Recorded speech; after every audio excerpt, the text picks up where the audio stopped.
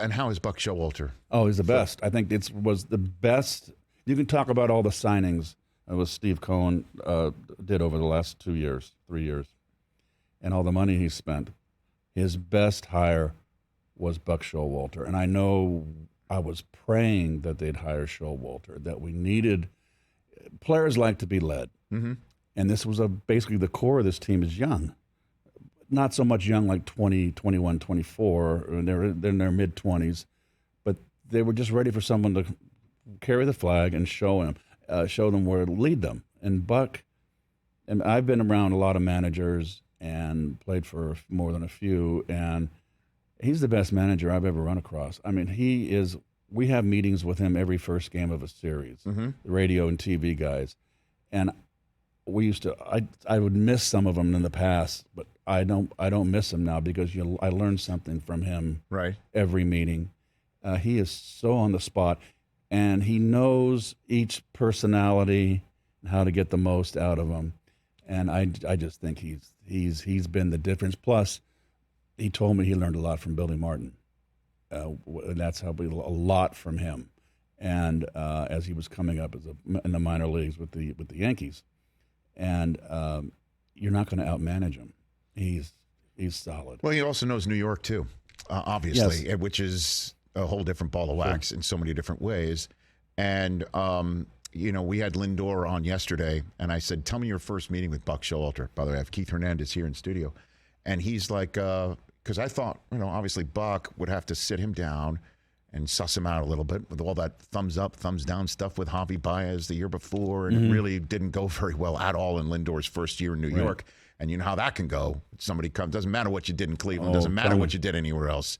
If you don't do it here and you start, flipping off the fans with your thumb, that's a problem. And I thought, he would have to have this heart-to-heart with him. Lindor said the first thing, Buck said to him, as he sat him down, Buck said to him, "So what do you got?" And he's like, "What do you mean, what do I have?" And he goes, "What do you got?" And he goes, "Well, I just want to play shortstop and just, be a ball player." He goes, "Great." And that was essentially the end of the meeting. He's like, "That's great. That's what I want you to do. Right. Just be yourself. Just go out and do it." Well, Buck called me 3 weeks after he was hired. Okay. In the winter. Mm-hmm. And he wanted to know, because you've been around, he was the first manager ever called me. He said, "Tell me about the organization. I want to know what the organization, I want to know about the players." I had a 2.5 hour conversation with him on every player, what I felt about that player. And it was the first time. He wanted my advice and respected my opinion. And he told me with Lindor, it was funny one spring training, or it was in the season this first year, because all I tell Lindor was having a difficult time that first year. When you have a new contract and you get a big contract, in New York. And you come to a new, you go to a new fan base, and then on top of it, it's a New York fan base, and it's a Met fan base. Yeah. That's a lot of pressure. I felt it my first year when I 84 and after 83 when I was traded. Yeah. I had the half season in New York. Decided to stay. I started that 84 season. I felt a little pressure. I better not get off to a bad start here, and I had a bad first series, and we went on to Houston, Atlanta, and Chicago. It was a long road trip, and I broke out in Houston. I came back to Shea opening day hitting 234, but I knew I was on the road. Mm-hmm. But I was feeling it. I was kind of glad we opened up with a 15-day road trip. So he had to feel. He's more comfortable now. Yeah. He wants to win. This whole team is very together and wants to win. It's really a good bunch to cover.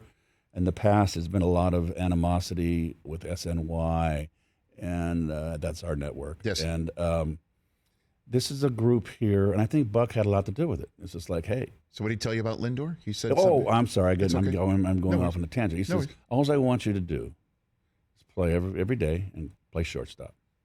Don't worry about everything else. Don't you come to me with this. Let me handle that. You just play shortstop. It's as simple sometimes, right? Yes.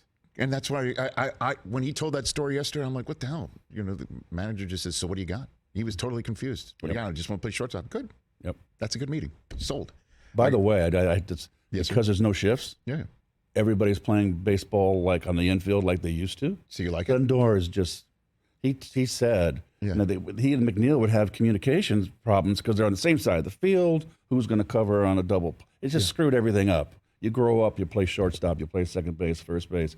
You know, but the shift changed everything. Third baseman going out in the right field. I hated it. And now it's gone, and Lindor knows what he has to do. He is playing a fabulous shortstop. Catch the Rich Eisen Show every single day on the Roku channel, 12 to 3 Eastern, for free.